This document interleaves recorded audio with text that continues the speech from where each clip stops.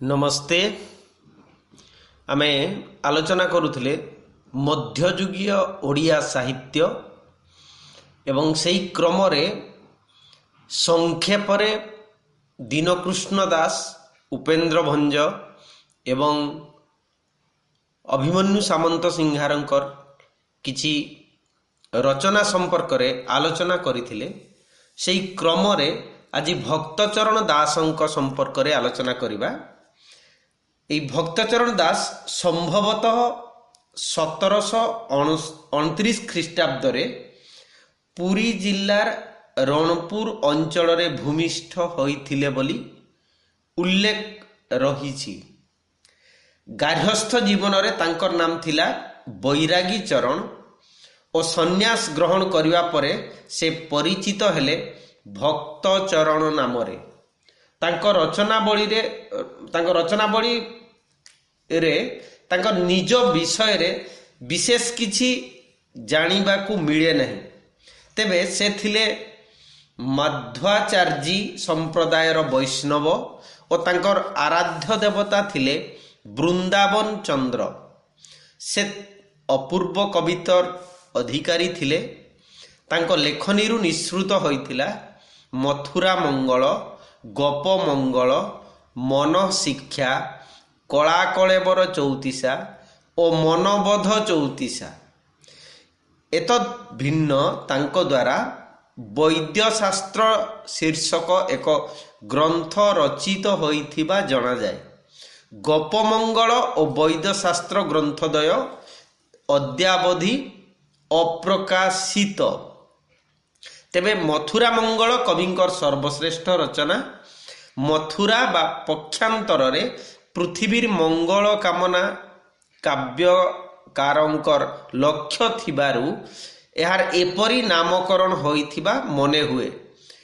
କଂସ କୃଷ୍ଣ ବଳରାମଙ୍କୁ ହତ୍ୟା କରିବା ଉଦ୍ଦେଶ୍ୟରେ ମନ୍ତ୍ରୀ ଅକ୍ରୁର ସାହାଯ୍ୟରେ ସେମାନଙ୍କୁ ମଥୁରାକୁ ନେଇଯାଇଛି।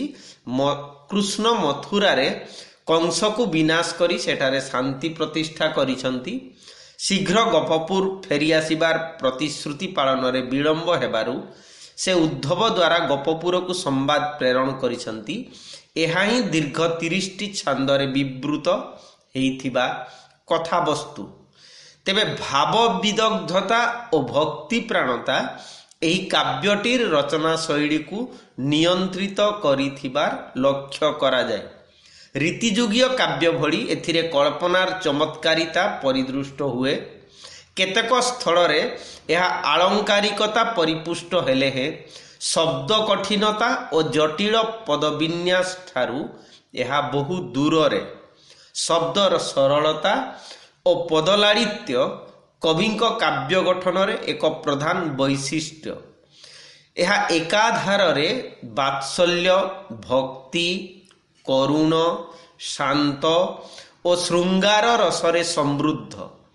ଏହି କାବ୍ୟରେ ପ୍ରେମ ଭକ୍ତି ମାର୍ଗୀ କବି ଜ୍ଞାନ ଠାରୁ ପ୍ରେମର ଶ୍ରେଷ୍ଠତ୍ୱ ପ୍ରତିଷ୍ଠା କରିଛନ୍ତି। ଭକ୍ତ କବି ଗୋପମଙ୍ଗଳ କାବ୍ୟରେ ଗୋପ ଲୀଳା, ଗୋପ କେଳି, ବୃନ୍ଦାବନ ଲୀଳାର ଗୁଣ କୀର୍ତ୍ତନ କରିଛନ୍ତି। ବାଲ୍ୟକାଳରେ ଶ୍ରୀକୃଷ୍ଣ ଗୋପପୁରରେ ଯେଉଁ ହିତକର କାର୍ଯ୍ୟମାନ କରିଥିଲେ ଏଥିରେ ସେ ସବୁର ବର୍ଣ୍ଣନା ଥିବାରୁ ଏହାର ଏପରି ନାମକରଣ ହୋଇଛି ବୋଲି ଆଲୋଚକମାନେ କହନ୍ତି। ମନଶିକ୍ଷା ଗ୍ରନ୍ଥରେ ଶ୍ରୀକୃଷ୍ଣ ଚୈତନ୍ୟଙ୍କୁ ବୈଦ୍ୟ ରୂପେ ଚିତ୍ରଣ କରାଯାଇ ଉପମା ଛଳରେ ବହୁ ରୋଗ, ସେଗୁଡ଼ିକର ଚିକିତ୍ସା ପ୍ରଣାଳୀ ଓ ସେଥିପାଇଁ ଔଷଧର ବ୍ୟବସ୍ଥା ଇତ୍ୟାଦିର ବର୍ଣ୍ଣନା ରହିଛି। କଳା କଳେବର ଚଉତିଶା ଶୈଳୀରେ ରଚିତ ଏକ ସରସ ଓ ସର୍ବଜନାଦୃତ କବିତା। ବଳରାମଙ୍କ ସହିତ କୃଷ୍ଣ ଗୋପଦାଣ୍ଡରେ ମଥୁରା ଯାତ୍ରା କରିବା ବେଳେ ଗୋପୀମାନଙ୍କର ମୁଗ୍ଧ ଦୃଷ୍ଟିରେ କୃଷ୍ଣଙ୍କର ରୂପ ବର୍ଣ୍ଣନା ଏହି ଚଉତିଶାର ବିଷୟବସ୍ତୁ। କବିଙ୍କର ବ୍ୟକ୍ତିତ୍ୱ, ପଦ ସଂଯୋଜନା, କଳ୍ପନା ବିଳାସ, କବିତ୍ୱ, ସ୍ୱାଭାବିକ ବର୍ଣ୍ଣନା ଚାତୁରୀ ବାସ୍ତବିକ ଅତୁଳନୀୟ। संगीत धर्मिता मध्य यार अन्य एक विशेषत्व। मनोबोध चौतीसा कविंकर आउ एक बहु जनप्रिय रचना। यह एक दार्शनिक और तत्वपूर्ण कविता जो कवि मन को उपदेश शुणाई। यार सरल तरल पदावली और दार्शनिक अनुचिंता मोह मायाग्रस्त संसारी मनीष को सतर्क कराई दिए। ए चौतीसादय ओडिया साहित्य रे गोटिए गोटिए उज्जवल रत्न एवं एथिपाई कवि चिर अमर। पूर्वे ग्राम्य चाटशाली मानकरे एही चौतीसा दुईटी और मथुरा मंगल काव्यटी पाठ्यपुस्तक रूपे व्यवहृत हेउथिला। कवि 84 वर्ष बयसरे श्रीक्षेत्र ठारे इहलीला संवरण करिथिले बोली कुहा जाए। तेबे आमर मास्टरपीस जेहेतु भक्तचरणकर मथुरा मंगल, से मथुरा मंगल संपर्क रे आलोचना करिबा युक्तियुक्त हब।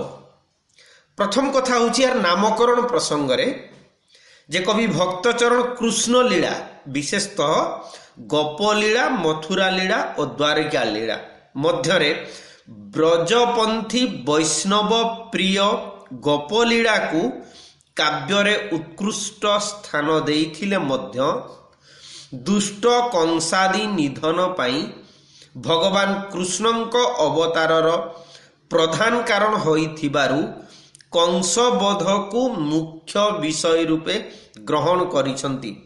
एणु काव्यर नाम मथुरा लीला सूचक मथुरा मंगल होइथिबार यथार्थ रहिछि बोली किछि आलोचक कहंती।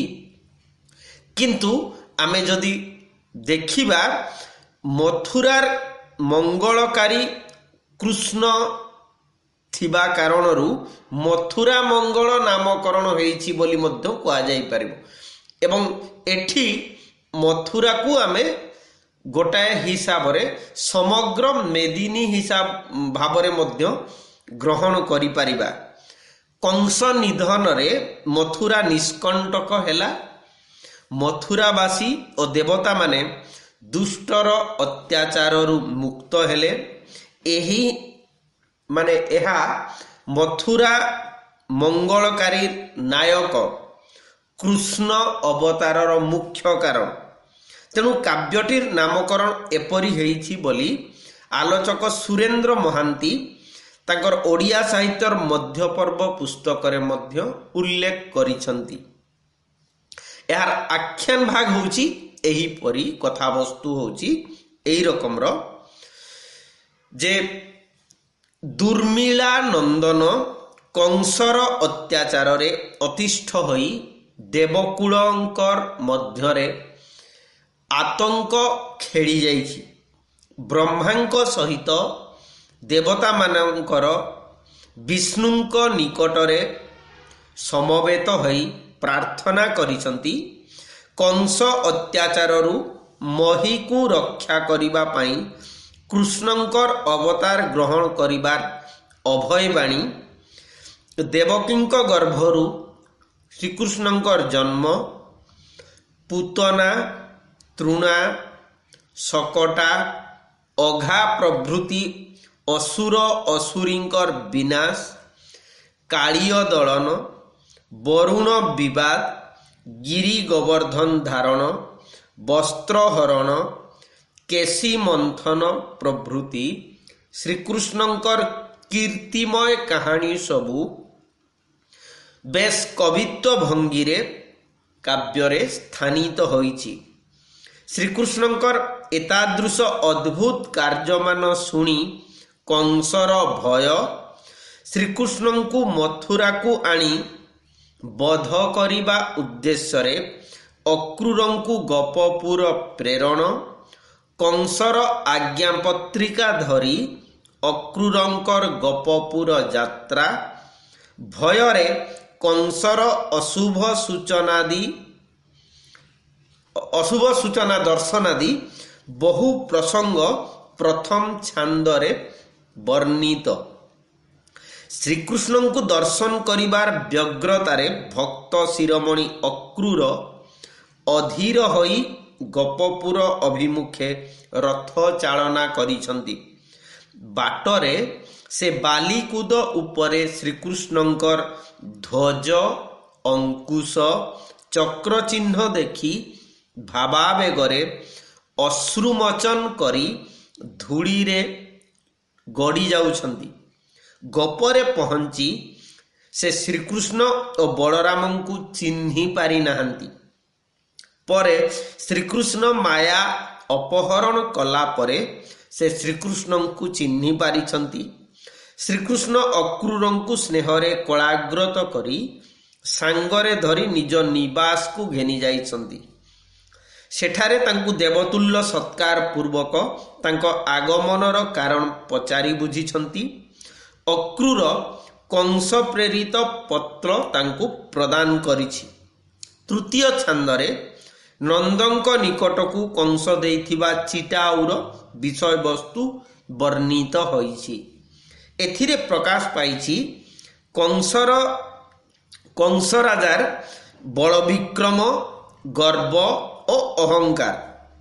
ଏଥିରେ କଂସ କୋପିତ ହୋଇ ନନ୍ଦରାଜାଙ୍କୁ ନିର୍ଦ୍ଦେଶ ଦେଇଛି ଧନୁ ଉତ୍ସବରେ ମୂଲ୍ୟବାନ ଉପହାର ଦ୍ରବ୍ୟ ସହ ଆସି ତାଙ୍କର ଶରଣ ଭିକ୍ଷୁ ହେବାକୁ। ଏଥିସହିତ ନିର୍ଦ୍ଦେଶ ଦେଇଛି ଅକ୍ରୂର ସହିତ କୃଷ୍ଣ ଓ ବଳରାମଙ୍କୁ ମଥୁରା କଟକକୁ ପଠାଇବା ପାଇଁ। ପତ୍ରଟି ପାଠ କରି ନନ୍ଦ ଭୟରେ ଆତଙ୍କିତ ହୋଇ ବାଧ୍ୟ ହୋଇ ନିଜର କୋମଳମତି ଦୁଇ ଶିଶୁପୁତ୍ରଙ୍କୁ ଦୁଷ୍ଟମତି କଂସଙ୍କ ନିକଟକୁ ପ୍ରେରଣ କରିଛନ୍ତି। ଚତୁର୍ଥ ଛାନ୍ଦରେ ଧନୁ ଉତ୍ସବ ଦେଖିବା ନିମନ୍ତେ ଶ୍ରୀକୃଷ୍ଣ ଓ ବଳରାମଙ୍କର ମଥୁରା ଯିବା କଥା ଶୁଣି ଗୋପୀମାନେ ଅତ୍ୟନ୍ତ ଦୁଃଖିତା ଓ ଉତ୍କଣ୍ଠିତା ହୋଇପଡ଼ିଛନ୍ତି। ଶ୍ରୀକୃଷ୍ଣଙ୍କର ମଥୁରା ଗମନ ଖବର ପାଇବା ମାତ୍ରେ ଗୋପୀମାନେ ଶ୍ରୀକୃଷ୍ଣଙ୍କର ବିରହ ଦଶା କିପରି ଅସହ୍ୟ ହୋଇପଡ଼ିବ ସେହି ଭାଡ଼େଣୀରେ ଆନମନା ହୋଇ ଦୁଶ୍ଚିନ୍ତାରେ ଭାଙ୍ଗି ପଡ଼ିଛନ୍ତି। ପଞ୍ଚମ ଛାନ୍ଦରେ ଶ୍ରୀକୃଷ୍ଣ ମଥୁରା ଯିବା ପୂର୍ବରୁ ଗୋପୀମାନଙ୍କର କରୁଣ କ୍ରନ୍ଦନର ଅବତାରଣା କରାଯାଇଛି। ଏହି ଲୀଳା ବର୍ଣ୍ଣନା କ୍ରମେ କବି ଷଣ୍ଢା, ଶକଟା, ତୃଣା, ବକା ପ୍ରଭୃତି ଅସୁର ନିଧନ, କାଳିୟ ଦଳନ, ଗୋବର୍ଦ୍ଧନ ଧାରଣ, ଘାଟ ଭିକ୍ଷା, ବସ୍ତ୍ରହରଣ, ରାଧାଙ୍କୁ ଭୂତ ଛଡ଼ା, ବୃନ୍ଦାବତୀ ବିହାର ପ୍ରଭୃତି ପ୍ରସଙ୍ଗର ଅବତାରଣା କରିଛନ୍ତି। ଗୋପୀମାନଙ୍କର ଆକୁଳ କ୍ରନ୍ଦନ ଶ୍ରବଣ କରି ଏବଂ ସେମାନଙ୍କ ଦୁଃଖରେ କାତର ହୋଇ ଗୋପୀମାନଙ୍କୁ ଶ୍ରୀକୃଷ୍ଣ ଆଶ୍ୱାସନା ଦେଇଛନ୍ତି। ଏହି କ୍ରମରେ ମାତା ଯଶୋଦାଙ୍କର ପୁତ୍ର ଚିନ୍ତାରେ ବିଳାପ ମଧ୍ୟ ବିଶେଷ ଆକର୍ଷଣୀୟ ହୋଇଛି। ଷଷ୍ଠ ଛାନ୍ଦରେ କବି ଶ୍ରୀକୃଷ୍ଣଙ୍କର ଗୁଣ, ଅଳି ଅର୍ଦ୍ଦଳି ବାହୁନି, ଯଶୋଦାଙ୍କର ବିଳାପର ପ୍ରସଙ୍ଗ ବର୍ଣ୍ଣିତ ହୋଇଛି। ଯେମିତି ଆରେ ବାବୁ ଶ୍ୟାମ ଘନ ତୁ ଗଲେ ମଧୁଭୁବନ, କାହା ମୁଖ ଅନାଇ ବଞ୍ଚିବି, ହେବ ଦଶ ଦିଗ ଶୂନ୍ୟ, ଅସ୍ଥିର ହେବ ଜୀବନ, ନିଶି ଦିବସରେ ଝୁରୁଥିବିରେ ଜୀବଧନ। ଏଥିରେ ଜଣେ ମାର ଅନାବିଳ ସ୍ନେହ ଓ ବାତ୍ସଲ୍ୟ ପ୍ରୀତିର କରୁଣ ରସାଶ୍ରିତ ଭାବାବେଗର ସ୍ୱାକ୍ଷର ରହିଛି। ସେହିପରି ଅନୁରୂପ ଭାବରେ ବଳରାମଙ୍କର ଗୁଣାବଳୀ ବର୍ଣ୍ଣନା କ୍ରମରେ ରୋହିଣୀ ବିଳାପ କରିଛନ୍ତି। ପ୍ରଭାତ କାଳରେ ମଥୁରା ଯାତ୍ରା ନିମନ୍ତେ ଶ୍ରୀକୃଷ୍ଣ ଓ ବଳରାମ ପ୍ରସ୍ତୁତ ହୋଇଛନ୍ତି। ସପ୍ତମ ଛାନ୍ଦରେ ଶ୍ରୀକୃଷ୍ଣ ଓ ଅକ୍ରୂରଙ୍କୁ ଗୋପ ଗୁଆଳୀଙ୍କର ଭର୍ତ୍ସନା ପ୍ରସଙ୍ଗ ସ୍ଥାନିତ। ଶ୍ରୀକୃଷ୍ଣ ଓ ବଳରାମ ରଥରେ ବସି ମଥୁରାପୁରକୁ ଯାତ୍ରା କରିବା ପାଇଁ ପ୍ରସ୍ତୁତ ହେଉଥିବା ବେଳେ ଗୋପୀମାନେ ଅତ୍ୟନ୍ତ ଭାବବିହଳିତ ଚିତ୍ତରେ ସମସ୍ତ ଗୁରୁଜନମାନଙ୍କର ଉପସ୍ଥିତିରେ ସକଳ ଲଜ୍ଜା ପରିତ୍ୟାଗ କରି ଶ୍ରୀକୃଷ୍ଣଙ୍କ ରଥ ସମ୍ମୁଖରେ ପହଞ୍ଚି ପଥରୋଧ କଲେ। ଶ୍ରୀକୃଷ୍ଣଙ୍କୁ ସଙ୍ଗରେ ନ ନେଇ ଗୋପପୁରରେ ଛାଡ଼ି ଦେଇ ଯିବାକୁ ଅକ୍ରୁରଙ୍କୁ ଅନେକ କାକୁତି ମିନତି କଲେ, ମାତ୍ର ଅକ୍ରୁର ସେମାନଙ୍କର କଥା ନ ଶୁଣିବାରୁ ସେମାନେ ଅକ୍ରୁରଙ୍କୁ ଜଣେ ରାଜଭୃତ୍ୟ ଭାବରେ ନିଷ୍ଠୁର ହୃଦୟ ବ୍ୟକ୍ତି ବୋଲି କହି ନିନ୍ଦା କଲେ। ଅଷ୍ଟମ ଛାନ୍ଦରେ ଶ୍ରୀକୃଷ୍ଣ ଗୋପୀମାନଙ୍କର ବିଦାୟକାଳୀନ ଉକ୍ତି ପ୍ରତ୍ୟୁକ୍ତି ମଥୁରା ନାରୀଙ୍କ ଅପେକ୍ଷା ଗୋପୀମାନଙ୍କର ଉତ୍କୃଷ୍ଟତାକୁ ଅଧିକ ଭାବରେ ଗୁରୁତ୍ୱ ଦିଆଯାଇଛି। ଶ୍ରୀକୃଷ୍ଣ ମଥୁରାପୁରକୁ ଯାଇ ଶୀଘ୍ର ଗୋପପୁରକୁ ଫେରି ଆସିବାକୁ ଗୋପୀମାନଙ୍କୁ ନିର୍ଭର ପ୍ରତିଶ୍ରୁତି ଦେଇଛନ୍ତି, କିନ୍ତୁ ଗୋପାଙ୍ଗନାମାନେ ଶ୍ରୀକୃଷ୍ଣଙ୍କର ନିର୍ଭର ପ୍ରତିଶ୍ରୁତି ପ୍ରତି ଆସ୍ଥାଭାବ ସ୍ଥାପନ କରିପାରିନାହାନ୍ତି। ଶେଷରେ କୃଷ୍ଣଙ୍କୁ ଧର୍ମକୁ ସାକ୍ଷୀ ରଖି ପ୍ରତିଶ୍ରୁତି ଦେବାକୁ ପଡ଼ିଛି। ନବମ ଛାନ୍ଦରେ କବି ଶ୍ରୀକୃଷ୍ଣଙ୍କର ମଥୁରା ଗମନ ଯୋଗୁଁ ଗୋପୀମାନଙ୍କର ମୂର୍ଚ୍ଛା ଯିବା ପ୍ରସଙ୍ଗ ବର୍ଣ୍ଣିତ। ଶ୍ରୀକୃଷ୍ଣଙ୍କର ବିଚ୍ଛେଦରେ ଗୋପୀମାନେ ଅତ୍ୟନ୍ତ ଅଧୀରା ହୋଇ କାରୁଣାକ୍ତି ପ୍ରକାଶ କରିଛନ୍ତି। କବିଙ୍କ ଭାଷାରେ ହୁତାସନ ପରା ଜଳର ଅଙ୍ଗ, କୃଷ୍ଣ ବିଚ୍ଛେଦେ ଦ୍ୱିଗୁଣ ଅଙ୍ଗ, ମରମେ ସନ୍ଧିଲା ପ୍ରାଣ ନେବାକୁ ଅଧିକ ରୁନ୍ଧିଲା। ନବମ ଛାନ୍ଦର ସପ୍ତଦଶ ପଦ। ଗୋପୀମାନଙ୍କର ଏହିଭଳି ଦାରୁଣ ଅବସ୍ଥାକୁ ଦେଖି ଶ୍ରୀକୃଷ୍ଣ ସେମାନଙ୍କୁ ସାନ୍ତ୍ୱନା ଦେବା ପାଇଁ ସୁଦାମଙ୍କୁ ଆଦେଶ ଦେଲେ।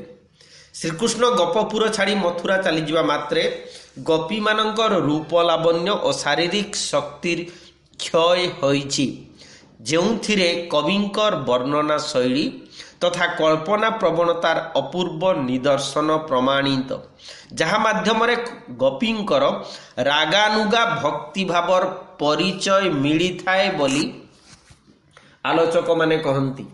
ଦଶମ ଛାନ୍ଦରେ କବି ଯମୁନା କୂଳରେ ଶ୍ରୀକୃଷ୍ଣଙ୍କୁ ଅକ୍ରୁରଙ୍କର ଦର୍ଶନ ପ୍ରସଙ୍ଗ ବର୍ଣ୍ଣିତ। ରଥରେ ବସି ଶ୍ରୀକୃଷ୍ଣ ଓ ବଳରାମ ମଥୁରା ଯାତ୍ରା କରୁଥିବା ସମୟରେ ଯମୁନା ତୀରରେ ରଥ ଅଟକାଇ ଶ୍ରୀକୃଷ୍ଣଙ୍କର ଆଜ୍ଞା ପାଇ ଅକ୍ରୁର ଯମୁନା ଜଳରେ ସ୍ନାନ କରିବା ପାଇଁ ଯାଇଛନ୍ତି। ଜଳରେ ସ୍ନାନ କରୁଥିବା ସମୟରେ ଜଳ ମଧ୍ୟରେ ଶ୍ରୀକୃଷ୍ଣଙ୍କର ମନଲୋଭା ଛବିକୁ ଦେଖି ଅତ୍ୟନ୍ତ ଭାବବିହ୍ୱଳ ହୋଇପଡ଼ିଛନ୍ତି। ସ୍ନାନାନ୍ତେ ଜଳ ମଧ୍ୟରୁ ଉଠି ଅକ୍ରୁର ଦେଖନ୍ତି ତ ଶ୍ରୀକୃଷ୍ଣ ସ୍ୱୟଂ ଯମୁନା ତଟରେ ଦଣ୍ଡାୟମାନ।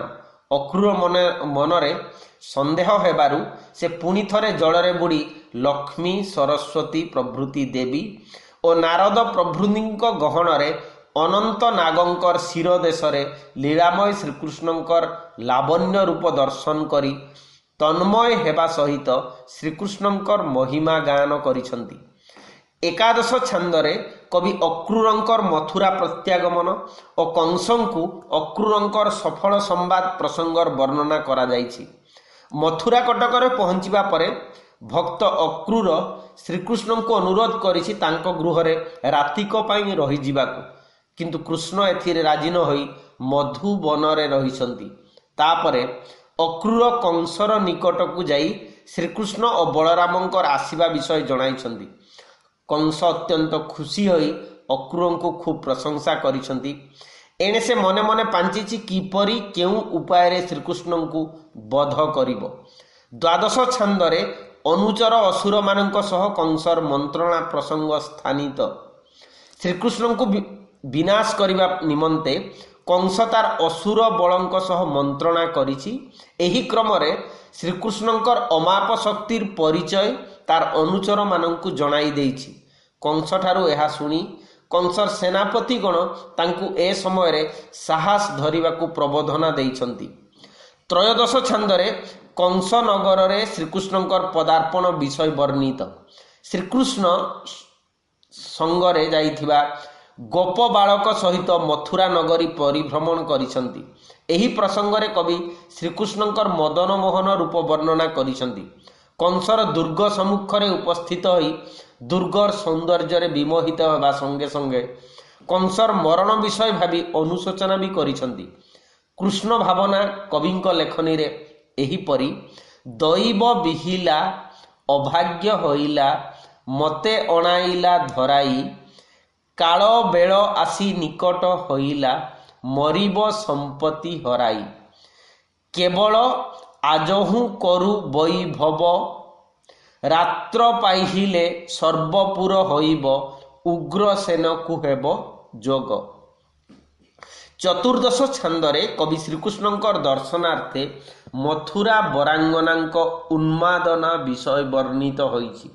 ଶ୍ରୀକୃଷ୍ଣ ମଥୁରାକୁ ଆସିଥିବା ଖବର ପାଇ ତାଙ୍କୁ ଦେଖିବା ନିମନ୍ତେ ମଥୁରା ନଗରୀ ନାରୀମାନେ ଅତ୍ୟନ୍ତ ଆନନ୍ଦିତ ଓ ବିହଳିତ ହୋଇପଡ଼ିଛନ୍ତି। ସେମାନେ ଲଜ୍ଜା ଭାବ ତ୍ୟାଗ କରି ପାଗଳୀଙ୍କ ପରି ମଥୁରା ଦାଣ୍ଡକୁ ଧାଇଁ ଆସିଛନ୍ତି କୃଷ୍ଣ ନାଗରଙ୍କୁ ଦର୍ଶନ କରିବା ପାଇଁ। ଏହା କବିଙ୍କ ବର୍ଣ୍ଣନାରେ ବେଶ ମଞ୍ଜୁଳ ହୋଇଛି। ପଞ୍ଚଦଶ ଛାନ୍ଦରେ ଶ୍ରୀକୃଷ୍ଣଙ୍କର ରଜକକୁ ମୃତ୍ୟୁଦଣ୍ଡ ଦେଇ ମୁକ୍ତି ଦେବା, କଂସ ବେଶକାରୀ ଓ ମାଳାକାର ଶ୍ରୀକୃଷ୍ଣଙ୍କୁ ସଜାଇବା ପ୍ରସଙ୍ଗ ବର୍ଣ୍ଣିତ।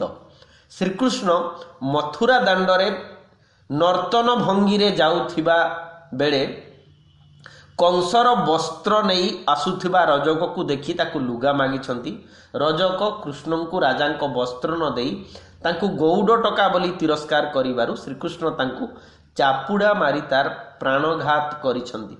ଏହି ଅବସରରେ ଗୋପାଳ ବାଳକମାନେ ରଜକର ସବୁ ବସ୍ତ୍ର ଚରାଇ ନେଇଛନ୍ତି। ତାପରେ ଭୟରେ କଂସର ବେଶକାରୀ ଶ୍ରୀକୃଷ୍ଣଙ୍କୁ ନାନାଦି ବେଶଭୂଷାରେ ତାଙ୍କୁ ସଜାଇଛନ୍ତି। ସୁଦାମା ମାଳି ଶ୍ରୀକୃଷ୍ଣଙ୍କ ପ୍ରତି ନିଜର ଭାକ୍ତିକ ନୈବେଦ୍ୟ ଅର୍ପଣ କରି ମନ ଲଗାଇ ଫୁଲମାଳରେ ସଜାଇଛନ୍ତି।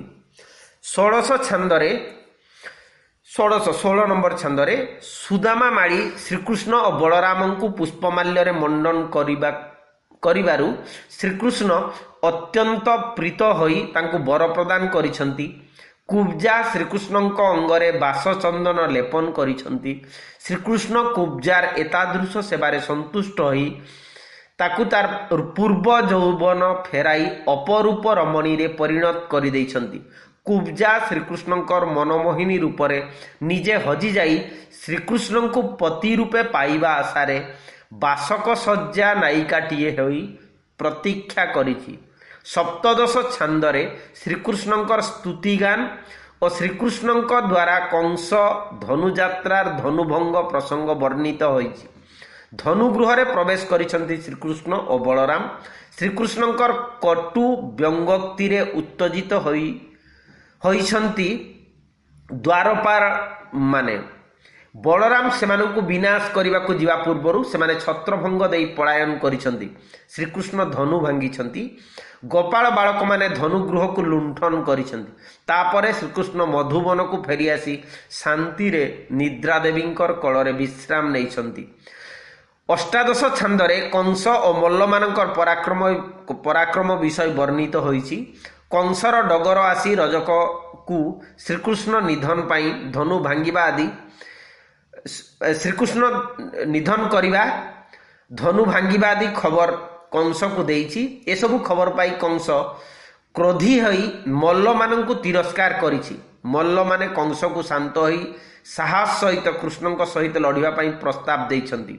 19 ଛାନ୍ଦ ଆରମ୍ଭରେ କବି ଭକ୍ତଚରଣ ପ୍ରାତଃ ବର୍ଣ୍ଣନା ଦେଇଛନ୍ତି। ଶଯ୍ୟା ତ୍ୟାଗ କରି ନିତ୍ୟକର୍ମ ଶେଷ କରିଛନ୍ତି ଶ୍ରୀକୃଷ୍ଣ ଓ ବଳରାମ। ତାପରେ ଶ୍ରୀକୃଷ୍ଣ ବଳରାମ ନନ୍ଦ ଓ ଯଶୋଦାଙ୍କ ସହିତ କଂସକୁ ଭେଟିବାକୁ ଯାଇଛନ୍ତି। କଂସର ବସୁଦେବଙ୍କ ପ୍ରତି ଆକ୍ଷେପୋକ୍ତି ପ୍ରକାଶ ପାଇଛି। 20 ଛାନ୍ଦରେ ମଥୁରା ନାରୀମାନଙ୍କର ଶ୍ରୀକୃଷ୍ଣଙ୍କ ରୂପ ବର୍ଣ୍ଣନା ଅତୀବ ସୁନ୍ଦର ଭାବରେ ବର୍ଣ୍ଣିତ ହୋଇଛି। ଶ୍ରୀକୃଷ୍ଣଙ୍କର ନବଲାବଣ୍ୟ ରୂପ ଦେଖି ମଥୁରା ନାରୀମାନେ ନିଜ ନିଜର ବୟସ ଓ ଅବସ୍ଥାକୁ ଭୁଲି କାମପ୍ରବଣା ହୋଇପଡ଼ିଛନ୍ତି। ସେମାନଙ୍କ ତୁଣ୍ଡରେ କବିଙ୍କର ବର୍ଣ୍ଣନା ଏହି ରକମର: ଏମୁଖ ଚୁମ୍ବିବ ଯାହା ବଦନ, ଧନ୍ୟ ହୋଇବ ତାହାର ଜୀବନ।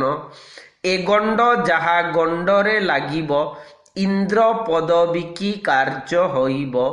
ହେବ କେଉଁ ସୁଖ, ଦେଖି କାମ ଦେବ ମୋଡ଼ିବ ମୁଖ। 20 ନମ୍ବର ଛାନ୍ଦର 26 ପଦରେ ଏମିତି ବର୍ଣ୍ଣନା ହେଇଛି।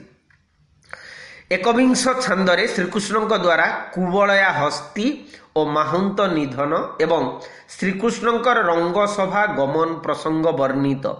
कुबलया हस्तीर माहुंत कंसर प्ररोचनारे युद्ध पाई आह्वान कला श्रीकृष्ण को श्रीकृष्ण छलना करी हस्ती सहित युद्ध करि पारिबे नाही बोली कहिले। एहा सुनी माहुंतर क्रोधर सीमा रहिला नाही। तापरे कुबलया हस्ती सहित कृष्णंकर युद्ध होइछि।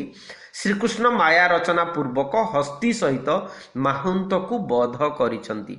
एथिरे आनंदिता होइसंती मथुरा नरनारी गण। एहा परे श्रीकृष्ण चाणूर सहित युद्ध करिसंती। द्वाविंश बा 22 छंदरे श्रीकृष्ण और चाणूर मध्यरे भीषण युद्ध होइछि। युद्धरे निहत होइछि दुष्टमती चाणूर। बलराम बध कले मुष्टिक और कुक्कुट दैत्यंकु। एही सबु खबर सुनी क्रोधरे कंस आदेश देइछि नंद यशोदा देवकी और वसुदेवंकु सुड़ी रे बसाई देबा पाई। एथिरे श्रीकृष्ण रागी जाई कहिसंती धाई पीतबास बाम करे केश धोइले होई कप मूर्ति दईत दईतारी मुख अनाई जीवन छाड़िला तड़ती निर्बाण मुकती पथरे पशिला अशेष जन्मर कलमस जेतक गोविंद दर्शने नासिला। कंस मृत्युरे देवकुल आनंदित होई पुष्पवृष्टि प्रदान करिसंती। त्रयोविंश छंदरे कंसर मृत्यु देखि सेठारे उपस्थित थिबा अन्य राजा माने रंग सभा छाड़ी जे जुआडे पळाइछंती। रानी माने स्वामी मृत्युरे तांकर गुण बाहुनी कांदिबाकू लागिछंती। कृष्ण मथुरा रे उग्रसेन को राजा कराई देवकी और वसुदेव को बंदीशाला मुक्त करिसंती। एहा परे कृष्ण पूर्व प्रतिश्रुति अनुसार कुब्जा गृह को जाइसंती। चतुर्विंश छंदरे श्रीकृष्ण मथुरापुर रे अवस्थान करुवा समय स्वप्न रे गोपांगना मानंकु देखि सेमानंक निमित्त अत्यंत व्याकुलता प्रकाश करिसंती।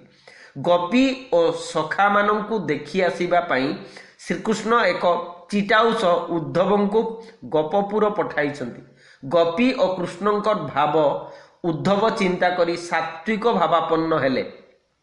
से गोपपुर रे प्रवेश करी श्रीकृष्ण विरह रे अधीर गोप बालक मानक सहित कथोपकथन कले। उद्धव सेमानंकु निजर परिचय देवा सहित नंदंक गृह को गले।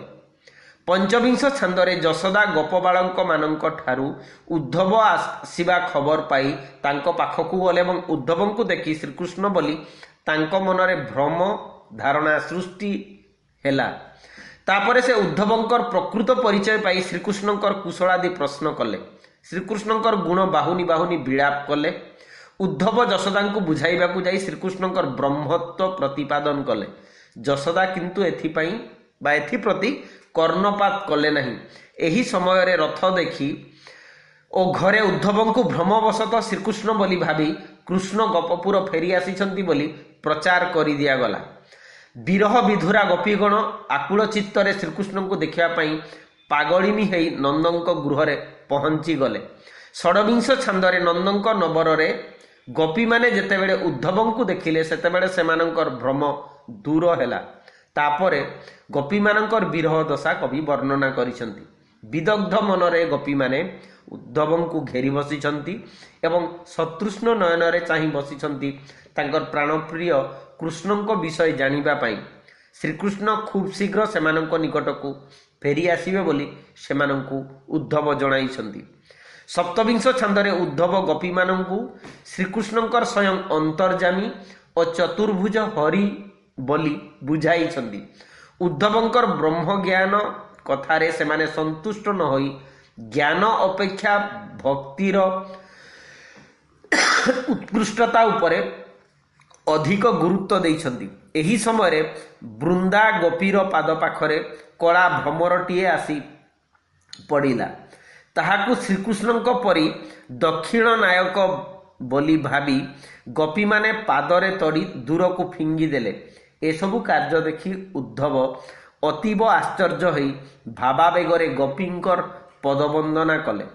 एबे तांकर अवबोध हेला जे प्रकृतरे ज्ञान मार्ग अपेक्षा भक्ति मार्ग ही होची श्रेष्ठ।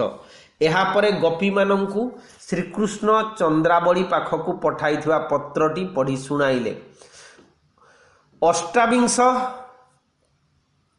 छांदरे श्रीकृष्णଙ୍କ विरहरे व्यथित होई एही पत्ररे राधांकर गुण और रूप वर्णना करिसंती और शीघ्र गोपी मानंक पाखकु फेरी आसीबे बोली मध्य एथिरे उल्लेख रहिछि।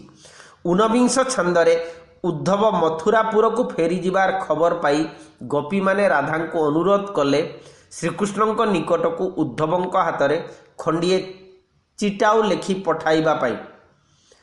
श्रीराधा श्रीकृष्ण गुण महत्व और क्रियाकलाप वर्णना करी चिटाऊ लेखि उद्धव हस्तरे पठाई देइछंती। 30 छांदरे गोपपुर फेरी उद्धव मथुरापुर रे पहुंची श्रीकृष्ण को गोपपुर समाचार सुनाइले। से गोपपुर हीन दशा और गोपी मानकर विरह अवस्था कथा मध्य वर्णना करिसंती। काव्यर अंतिम छांदरे संसार लोकमानंकु सार्वजनीन प्रीति और भगवत भक्ति रे उद्बुद्ध हेबा पाई कवि अनुरोध करी एहिपरि उल्लेख करिसंती।